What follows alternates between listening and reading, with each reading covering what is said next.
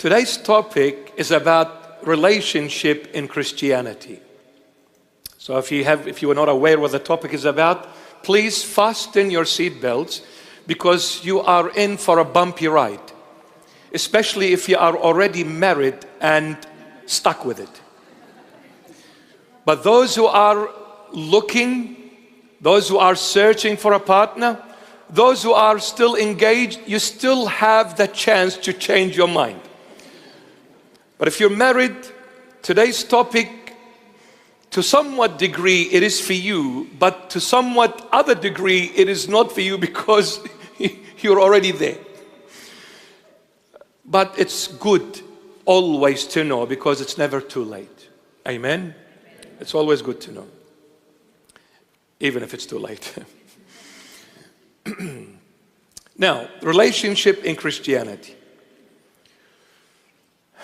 Where did this relationship come from? It all began when God said the following words. Why did relationship come about? I'm talking about human relationships here. It all began in Genesis 2:18. Genesis chapter 2 and verse 18.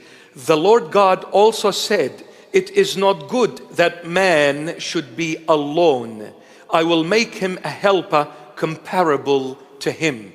It is not good for man to be alone. I will make him a helper comparable to him. Who said this? The Lord God. So these words came and were uttered out of the mouth of God through his prophet Moses. And when God says something, it's done. No one can ever be able to change what God has already placed, put, created, stamped, sealed. So it is not good for man to be alone. I will make him a helper comparable to him. Who is this man? Adam. And who is the helper? Eve. Who is the helper? Eve. A small bit of information for you along the way. Our mother Eve was only called or named Eve after being deposed from the Garden of Eden by God himself, along with Adam. Did you know what her name was while she was still in the garden, i.e. in the presence of the Almighty God? Her name in the Hebrew, Aramaic, Syriac original text, which is Hebrew, and Aramaic, Syriac, Arabic are all Semitic languages. They are one family. So Hebrew, Aramaic, Arabic are one family. So when you go back to the original text and see the name of Eve prior to being deposed from the Garden of Eden, her name was Atta. Atta. That's the Hebrew Aramaic pronunciation, Atta. Now the word Atta is a compounded word, two in one. At means you, ta, come. So what was her literal name? You come. That was her name. Imagine if I put this name on one of my beautiful daughters. What's your name? You come. No, I'm not coming. You, what's your name? You come. I'm not coming. What's your name? So her name was Atta, you come. Why? Because God, the Lord God said, Adam, it is not good for you to be alone. Therefore, I'm going to give you a helper, a comparable person to you, and I will call her, you come, Atta. Why? Because I'm going to call her and allow her to walk before you to give you the freedom of choice. When your eyes fall on her, I want you freely to say, I want her in marriage or I reject her.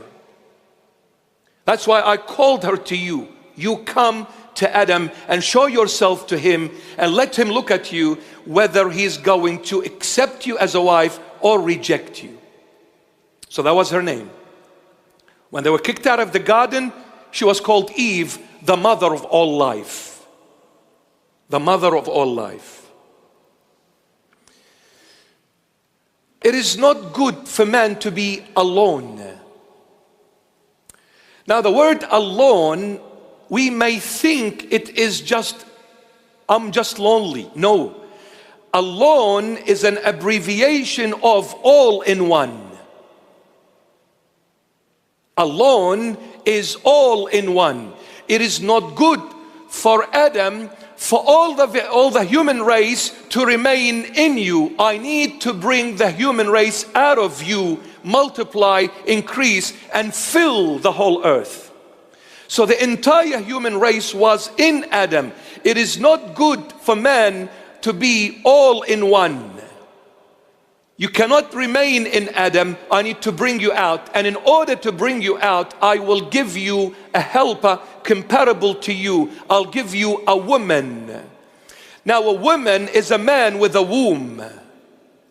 So I'm going to give you someone to help you get the human race out of you, where it is no longer alone, but all is in one. All this that is in one Adam, I'm going to bring them out to fill the whole earth. And the way to bring the entire human race out of Adam, I'll give him a woman, a man with a womb. And through their unity together, the entire human race will be able to come out of Adam and fill the earth. So he gave Adam and Eve, never ever Adam and Steve.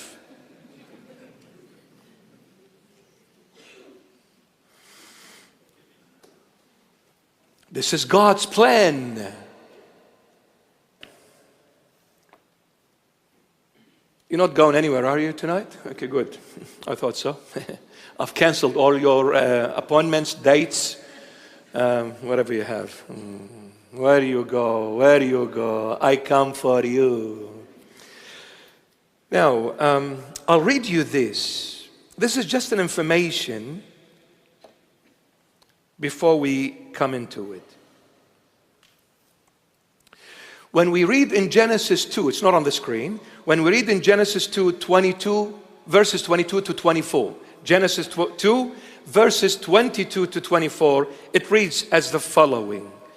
Then the rib which the Lord God had taken from man, he made into a woman, and he brought her to the man. And Adam said, this is now bone of my bones and flesh of my flesh. She shall be called woman, a man with a womb, because she was taken out of man. Therefore a man shall leave his father and mother and be joined to his wife, and they shall become one flesh. One flesh.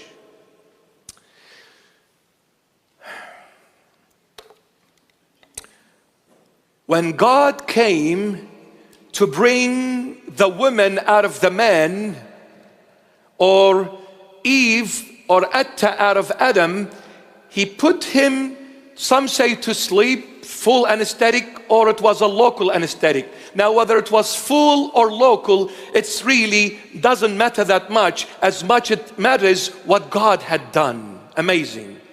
So he comes to Adam and takes one of the ribs. According to the church fathers, they say he took the rib from the left side of Adam, one of the ribs from the left side, and then he took that rib across the chest, over the heart, and brought that rib to the right side and made a woman for the man. Now, biblically speaking, left side means weakness, right side means strength, support, sustainability. Now, when he brought the rib from the left side, he said to Adam, as long as you stay alone, you're weak. You need someone to help you. I'll give him a helper comparable to him.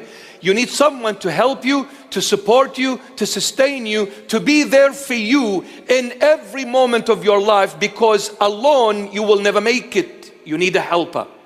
So that's why I took the rib from your weakness, the left side, and then I created a woman and put her on the right hand of you. When we marry a couple in our church, I'm not talking about how things happen in other churches. When we marry a couple in our church, the bride always stands at the right side of the groom, not the left. at the right side, because she is his strength. Without her, he cannot make it. He cannot. This is God. So now, the rib came over the heart. Why the heart? Medically speaking, there is a very thin layer of skin that sits on the heart, works as a radiator in a vehicle. Imagine if the engine is running 24/7 non-stop. What will happen to it? It will overheat eventually if there was some sort of a way of cooling down that hot engine. The cooling down of the engine is the radiator.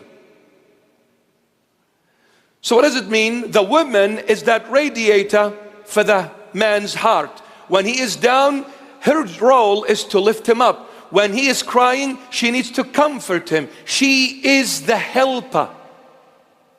She is the helper. Not the nag, nag, nag. If the woman keeps on nagging, she will destroy her man. When he acts like a baby, you need to look after the baby, not say, pack your bag and go to mama. You cannot do that. You're there to comfort this baby. And don't men love it to act as babies in front of their wives? What's wrong, honey? Oh, I don't know. I'm not good at all. He just wants to hear a nice word that has been lacking for 25 years of marriage. He just wants to be spoiled. And instead, what does she do? Just get on with it, grow up, you're a man, okay? Don't act like a little kid. You just broke his heart, poor thing.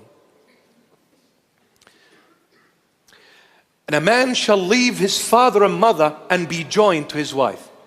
Now some people may misunderstand this verse where the Lord God is saying it, to leave your father and mother. It doesn't mean that you deny your parents for your wife. No. Parents will always be parents and your wife will always be your wife. I always give this advice to couples who are in the process of getting married and even when they have marital issues. Don't ever mix the roles. If you as a man say to your wife, my mom and my dad come first, you come second, kiss goodbye your marital life. And if you say to your parents, my wife comes before you, you have destroyed your parents and you've lost them. I always say this. Parents are number one in their place, which God placed them in. And the wife is number one in her place, which no one can take it except her. So the wife is number one in her place. The parents are number one in their place. Don't ever mix. Everyone is number one. And when you approach this in this manner, there is no problem.